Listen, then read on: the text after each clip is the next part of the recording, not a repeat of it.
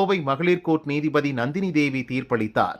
9 பேருக்கும் வாழ்நாள் முழுதும் சிறை, பாதிக்கப்பட்ட பெண்களுக்கு மொத்தமாக 85 லட்சம் நஷ்டஈடு வழங்கவும் உத்தரவிடப்பட்டது. A1 குற்றவாளியான சபரிராஜனுக்கு 4 ஆயுள், A2 திருநாவுக்கரசர் மற்றும் A5 குற்றவாளியான மணிவண்ணனுக்கு 5 ஆயுள் தண்டனை வழங்கப்பட்டுள்ளது. A3 சதீஷ், A7 ஹெரன்பால் ஆகிய இருவருக்கு 3 ஆயுள், A4 வசந்தகுமாருக்கு 2 ஆயுள், A6 Babu, A8 Arulanandam, A9 Arunkumar ஆகியோருக்கு 1 ஆயுள் தண்டனை வழங்கப்பட்டுள்ளது.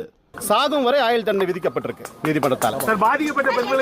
பாதிக்கப்பட்ட பெண்களுக்கு மொத்தமா பாதிக்கப்பட்ட பெண்களுக்கு 85 லட்சம் ரூபாய் நீதிமன்றம் வந்து காம்பன்சேஷன் அவார்ட் பண்ணிருக்காங்க. இந்த வழக்கோட தீர்ப்பு நீங்க எப்படி பாக்குறீங்க சார்? இதுவரைக்கும் பல வழக்குகள் நடந்திருப்பீங்க, இந்த பர்டிகுலர் தீர்ப்பு எப்படி நினைக்கிறீங்க? இந்த தீர்ப்பு வந்து வரவேற்கப்பட்ட தீர்ப்பு. சிபிஐயோட முயற்சி, எங்களோட முயற்சி வீண் போகல. நல்லபடியா வந்து இது வந்து சாட்சிகள் பரிமாறிக்கப்பட்டிருக்கு.